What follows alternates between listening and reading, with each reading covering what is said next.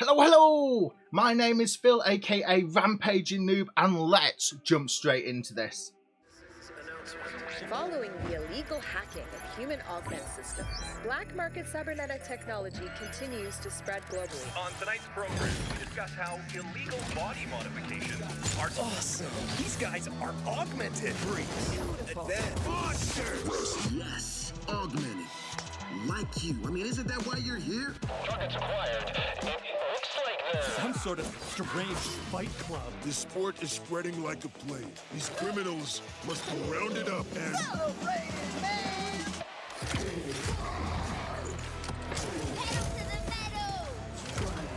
Was I supposed to shout or something here? Let's go, Misfit! Get to the objective! Hell yeah! We are stronger together. The energy shall be freed! Bubble, oil, and... Why do we fight? Because we like it.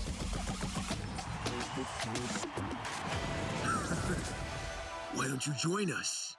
Team up. Cause chaos. Released in March this year, Bleeding Edge is an online multiplayer in which 2 teams of 4 have to compete to achieve one of 2 objectives. These objectives are either capturing points around the map as they become live, or capturing batteries and turning them in at designated areas to earn points, very similar to your standard capture the flag mode.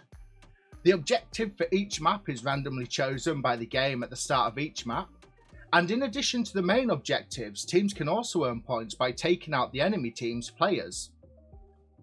Unlike many other multiplayer games, Bleeding Edge leans heavily towards the melee combat. Although there are characters with ranged attacks, they often have a slow rate of fire or are weaker compared to their melee foes. Bleeding Edge was created by the British company Ninja Theory and published by Xbox Studios for both the Xbox One and PC, meaning that the game is also included as part of the platform's Game Passes for both Xbox and PC. There are currently 12 units to play as, and they are split into 3 sections. These are damage, support, or tank roles.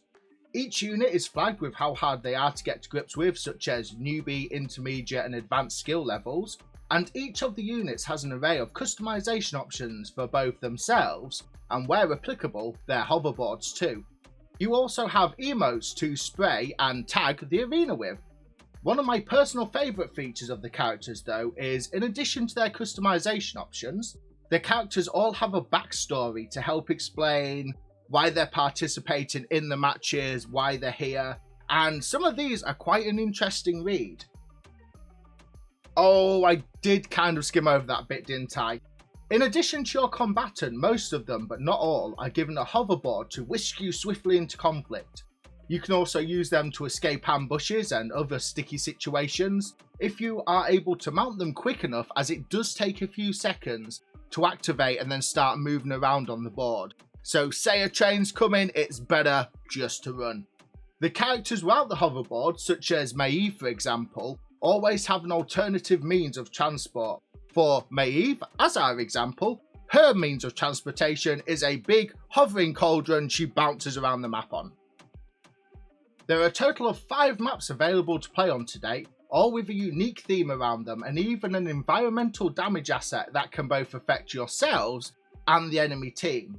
Whether it be trains cutting across the map, electric fences that insta-kill, or a bombardment of heavy ordnance, keep your head on a swivel and always be moving to increase your odds of survival. The currently available maps that you can play on are called Aqueducts, Boneyard, Jersey Sink, Landslide, and Sky Garden. However, there are rumours that a new map will also be coming out soon called Hydrocore. Having played both the beta weekends for Bleeding Edge, about 20 hours or so since its full launch, and reached 100% in achievement ranking for the game on Xbox, I think I've seen all of Bleeding Edge that there is to see. This will sound very tough love, but I had such high hopes for Bleeding Edge and it's failed to deliver.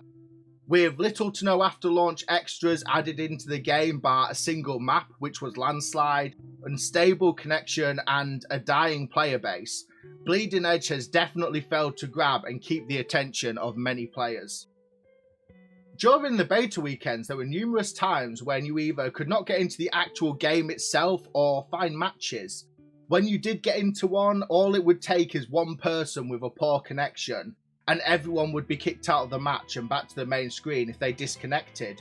This also occurred when people rage quit, and there are people who rage quit frequently. Even 3 months down the line, although not as frequent, these issues still do occur and can really disrupt your playtime.